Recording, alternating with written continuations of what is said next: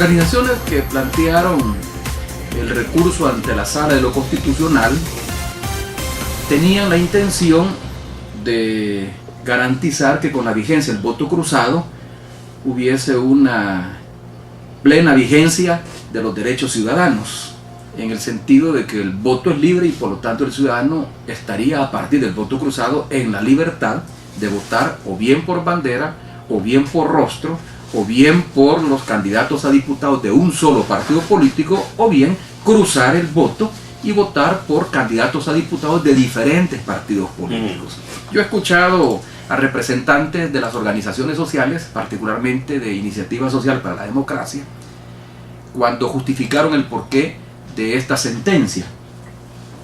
Y la verdad que tienen razón en el sentido de que el ciudadano debería de tener la plena libertad de decidir a qué candidato a diputado respaldar, independientemente del partido político del que forma parte. El problema es que eso requiere un proceso de madurez política que no se vive en el país, y requiere también un proceso de educación cívica para que el ciudadano no se confunda al momento de ejercer el sufragio. Ya la votación del 2012 fue complicada, tanto para el Tribunal Supremo Electoral en la fase de recuento de los votos, como para el mismo ciudadano, cuando se implementó el voto por rostro. Estábamos acostumbrados únicamente a votar por bandera. En el 2012 ya votamos por rostro. Ahora se complica aún más, porque entonces el ciudadano tiene, según lo han explicado quienes presentaron esta iniciativa ante la Sala de lo Constitucional, 5 opciones para votar. Pero el ciudadano tiene que ser educado, es decir, debe de recibir algún tipo de orientación para saber cómo votar. De lo contrario, lo que vamos a tener al final de cuentas es una mayor cantidad de votos nulos y dificultades de las juntas receptoras al momento del recuento de los votos. ¿Y habrá el tiempo suficiente para educar a la ciudadanía en esto? Eso no lo sé, eso lo tiene que decir el Tribunal Supremo Electoral, y el problema es que el Tribunal Supremo Electoral tampoco puede arrancar con una campaña de educación mientras las reglas del juego no queden claramente establecidas, y para ello la Asamblea tiene que ser notificado de la sentencia y luego después pasar a estudiarla y ver qué reformas tiene que hacer o implementar en el Código Electoral para que quede las reglas del juego claramente definidas, y sobre esa base el Tribunal Supremo Electoral construye una campaña de educación. Si habrá tiempo o no, no lo sé. Mi impresión es que hay muy poco tiempo. Por eso es que una de mis primeras reacciones cuando conocí esta sentencia es que esta se dio en forma extemporánea. Si se hubiera dado 2-3 meses atrás, y entiendo que el recurso fue presentado allá por mayo, lo que pasa es que la sala tenía otra agenda y le interesaban sacar otro tipo de sentencias de igual impacto político.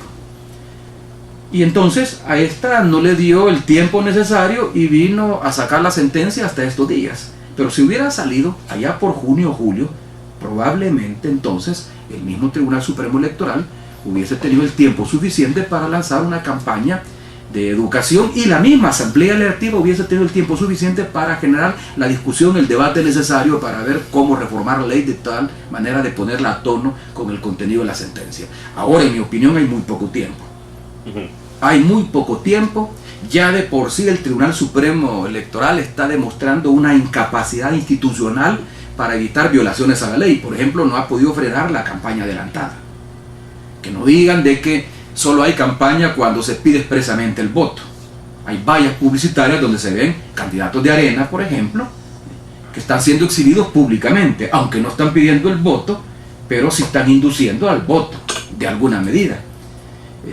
Los recorridos que están haciendo algunos candidatos a alcaldes bajo el pretexto de que están conociendo la ciudad y están recibiendo insumos para la construcción de sus programas municipales, en el fondo también es una campaña vedada. Bueno, eso es de todos los partidos. Sí, eso es de todos los partidos en general, pero el Tribunal Supremo Electoral se muestra impávido frente a ese tipo de campaña adelantada. Si este es un tema fundamental o no para introducirlo en el debate, no estoy seguro que lo sea, pero estoy diciendo, si frente a la campaña adelantada o frente a los indicios de campaña sucia que ya comienza a asomarse y que el tribunal No hizo puede mayor perfectamente frenar, y no hizo mayor cosa en las elecciones presidenciales de este año, si frente a eso está demostrando incapacidad institucional para regular el proceso electoral, me temo que tampoco va a tener capacidad, sobre todo con el tiempo que le resta de aquí a las elecciones,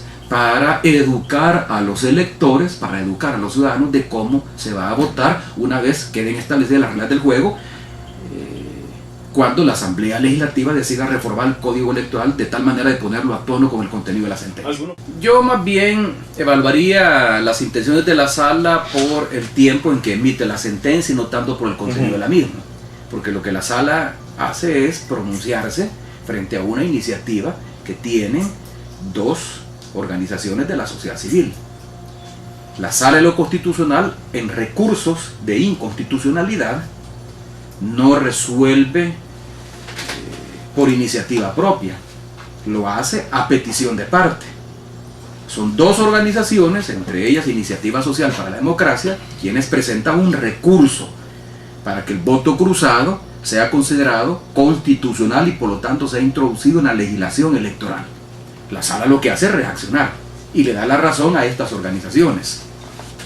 El problema es cuando lo hace. Y ahí es donde los partidos políticos tienen razón de que en la medida en que la Sala viene a modificar las reglas del juego electoral, cuando ya el Tribunal Supremo Electoral ha convocado elecciones a menos de 4 meses para las elecciones con un exiguo presupuesto, Arena, por ejemplo, está pidiendo que se refuerce el presupuesto del Tribunal Supremo Electoral con 4 millones de dólares. El mismo partido político que está insistiendo en que el presupuesto está desfinanciado. Entonces, ¿en qué quedamos? Está desfinanciado y están pidiendo que se refuerce el Tribunal Supremo Electoral con 4 millones de dólares más. ¿De dónde lo va a sacar el Ministerio de Hacienda? Pero si es necesario. Bueno, digo, al final habrá que pero ver. la Sala pudo haber medido consecuencias. Es que cuando la Sala emite sus sentencias, debe de caer en la cuenta que sus sentencias tienen un impacto político porque modifica las reglas del juego, y en este caso las reglas del juego electoral, y lo hace después de que el Tribunal Supremo Electoral ha convocado elecciones y a menos de 4 meses de una consulta a nivel nacional. Ahí es donde yo veo la intención perversa de la Sala de lo Constitucional, de modificar las reglas del juego electoral cuando solo estamos a escasos 4 meses o menos de 4 meses para que se dé esta nueva consulta. Pudo haber sentenciado en el sentido que esas modificaciones, dado el tiempo, no deban de implementarse en la elección del 2014, sino que para las elecciones del 2018. Ahí se hubiera ido mucho más tiempo para que las juntas receptoras de votos se preparen, para que los mismos partidos políticos se preparen, para que el pueblo, el elector, conozca cómo es que se ejerce este voto. Decía que van a comparar también la experiencia de Honduras, por ejemplo, otros países que ya lo implementan. Pero el Honduras, sistema es diferente y además otra cosa. Y en Honduras hubo un serio problema, hubo muchas actas nulas y un montón de situaciones, ¿no? Hay que poner las barbas en remojo justamente a la luz de la experiencia hondureña. Pero más allá de eso, a mí me parece que esta sentencia finalmente es un duro golpe a las dirigencias partidarias. Ya en sí mismo el voto por rostro es un golpe a las dirigencias partidarias. Porque cuando se votaba por bandera, eran las dirigencias partidarias y no los ciudadanos quienes finalmente decían quiénes iban a ser los diputados, o decidían quiénes iban a ser los diputados, porque son estos quienes les colocaban en un orden de prelación, de tal manera que, de acuerdo a la cantidad de votos que se tenían, entraban, para el caso San Salvador, los partidos mayoritarios lograban colocar a lo sumo los 10 o 12 primeros de la lista. Los últimos no entraban. Y si el ciudadano votaba por ese partido político porque le parecía o estaba de acuerdo con el desempeño del último de los candidatos en la lista, sencillamente su deseo no se cumplía. Con el voto por rostro ya fue diferente, porque entonces ya el ciudadano vota por aquel diputado, no solo por el partido, por la banda del partido, sino que tenía la opción también en el 2012 de decidir quién entraba y quién no entraba. Y se dieron casos como por ejemplo el del coronel Sigfredo Ochoa Pérez, que estaba el último en la lista, el número 24, y sin embargo fue uno de los más votados y logra entrar. Si hubiera existido nada más el voto por bandera, Sigfredo Ochoa Pérez no hubiera entrado, como no hubieran entrado algunos también del FMLN o de otros partidos políticos. Pero ahora El problema se complica todavía mucho más para las dirigencias partidarias porque el ciudadano va a tener la opción de votar, por ejemplo, y ayer escuchaba una explicación brillante de uno de los abogados del Instituto de Iniciativa Social para la Democracia, por ejemplo, yo como elector decía, puedo estar de acuerdo en el programa de seguridad pública de Arena y votar por aquellos diputados o aquellos candidatos que seguramente van a integrar la Comisión de Seguridad Pública en la Asamblea Legislativa porque su planteamiento me parece coherente y estoy de acuerdo con él. Y lo marco. No marco la bandera, porque si marco las dos banderas, sencillamente el voto se anula. Entonces marco. Pero estoy de acuerdo con el planteamiento económico-social del FMLN y por lo tanto voto por aquellos diputados del FMLN que están en sintonía con mi visión de la realidad y con el programa que desde la Asamblea Legislativa considero que se debe empujar. Entonces él decía, esa elección, esa libertad del elector que hoy no se tiene, en las elecciones del 2015 se va a tener, de tal manera que puedo votar en forma cruzada. Ahora, el problema es que también el voto cruzado, sobre todo ahora con la crítica sistemática que se ha hecho a los institutos partidarios y con esto de los rostros nuevos, especie de outsider que no tienen militancia partidaria, pero que al final acaban obedeciendo los lineamientos partidarios mucho más que los orgánicos, que los que han tenido trayectoria partidaria. Esto permite que grupos de poder económico logren colocar sus piezas en el ajedrez legislativo. ¿A qué me refiero? Basta con ver, por ejemplo, las candidaturas del Partido Arena. Ahí, entre los rostros nuevos, o van hijos de grupos empresariales o empleados de grupos empresariales. Y entonces ahí ya no interesa si la dirigencia partidaria los controla o no los controla, porque ellos no responden a la dirigencia partidaria, sino que responden a intereses económicos corporativos. Ahí es donde yo veo el problema. Que el voto cruzado lo facilita el voto por rostro, pero también lo facilita el voto cruzado. Ahora, en general los partidos no llevan casi que las mismas planillas. No. ¿No cambios sustanciales? Hay cambios.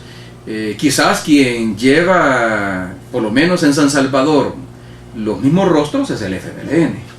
Porque entiendo que los candidatos que fueron juramentados en su última asamblea ordinaria, los rostros que se exhibieron son rostros ya conocidos. Está el caso de Medardo, Cifrido no va porque ya cumplió sus 3 periodos, pero va Norma Guevara, Lorena Peña, va el Diablito Ruiz, que fue alcalde de Soyapango y que perdió con el alcalde Lindo, va Zoila, que fue candidata a la alcaldía de Apopa, y ya fue anteriormente diputada, va Blandino Nerio, que fue alcalde de Mexicanos, en fin, son rostros conocidos, pero en el caso de Arena, no, en el caso de Arena hay rostros nuevos, quizás no tanto por San Salvador, pero sí por otros municipios. Pero ¿quiénes son? Hijos de grupos empresariales o bien empleados de grupos empresariales. Aquí se está haciendo el mismo esquema que se siguió en los gobiernos de Arena, por lo menos en los 3 primeros, ya que el último, el del presidente Saca, Arena misma se ha encargado de decir que no es gobierno de ellos. Y de hecho, ahí comenzó una ruptura con respecto al sistema oligárquico que mi gobierno consolida. ¿Qué ocurrió en los 3 gobiernos de Arena? Los funcionarios de gobierno eran empleados del gran capital. Una vez terminaron su mandato como funcionarios de gobierno, volvieron nuevamente a trabajar con el gran capital. A juzgar por la crisis que Arena continúa viviendo a su interior y que su expresión más visible fue la renuncia del alcalde Quijano como candidato para la reelección. Y a pesar también de que estas elecciones pudieran ser una especie de referéndum para los pocos meses de gestión que tendría el presidente Sánchez Serén, no podemos hablar de elecciones de medio término, como ocurrió conmigo, que entré en el 2009 y en el 2012 tuvimos elecciones legislativas municipales. Aquí, a menos de un año de haber iniciado el gobierno Sánchez Serén, ya hay elecciones. Por lo tanto, hablar de que es un referéndum, no lo creo. Aunque, por supuesto, la imagen que tenga el presidente y lo que ha hecho bien o mal el gobierno va a tener una la repercusión en el desempeño electoral del FMLN, pero a juzgar por todos esos elementos y por la trayectoria histórica, tanto de Arena como de FMLN, de partidos con presencia territorial, no creo que haya mucha variación en el número de diputados que obtengan. Las dos fuerzas políticas van a andar entre 30 y 33 diputados. Quizás una de ellas tenga 33 y la otra 30 o 31. El tema es la tercera posición. El tema es la tercera posición. Ese es el punto. Y en eso es que he estado insistiendo yo. El tema es la capacidad que tenga una de estas dos fuerzas para construir alianzas y el sentido de esas alianzas. Arena tendrá o no tendrá capacidad para construir alianzas con otros partidos políticos de tal manera a ser mayoría simple. Si llega a tener esa capacidad, porque el desempeño de los otros partidos con los cuales pueda aliarse, hoy por hoy todo indica que sería el PCN y el PDC, hoy por hoy. ¿Por qué digo hoy por hoy? Bueno, porque basta con juzgar el comportamiento que ha tenido el PCN y el PDC después de que yo dejé la presidencia.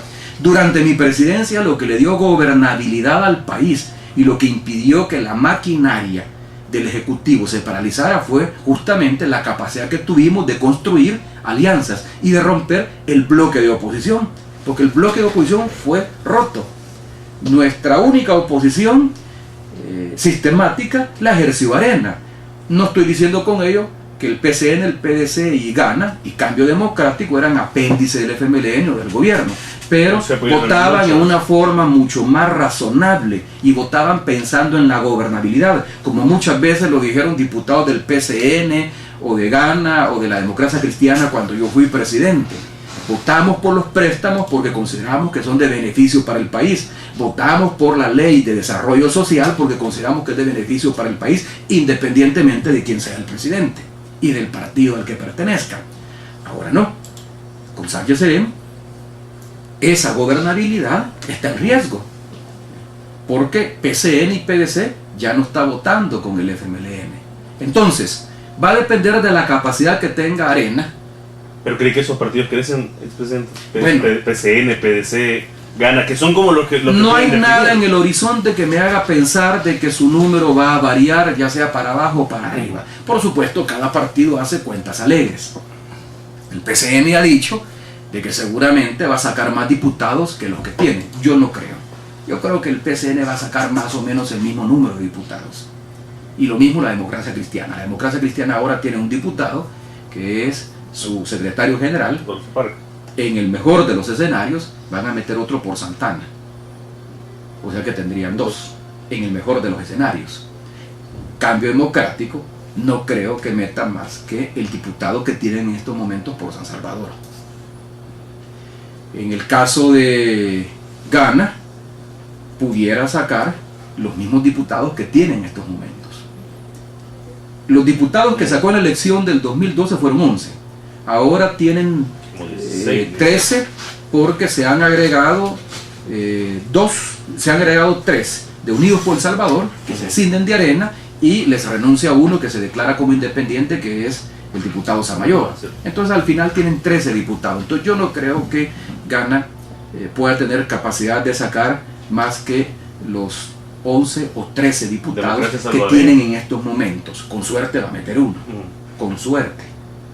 Y va a meter uno no por democracia salvadoreña, sino por el prestigio mismo del diputado que entraría, que sería el caso del coronel Ochoa Pérez. Porque ya lo demostró en la elección del 2012 que él tiene capacidad para entrar por propia cuenta, no porque está apadrinado o respaldado por la bandera de un partido político, que en este caso era la de Arena. Entonces lo mismo. Pero entonces, si estás viendo, el ajedrez más o menos tiene las mismas piezas. Entonces, no es de la cantidad de diputados que se saquen, es de la capacidad para construir alianzas y construir una correlación. Solo dos correlaciones pueden existir en la próxima legislatura.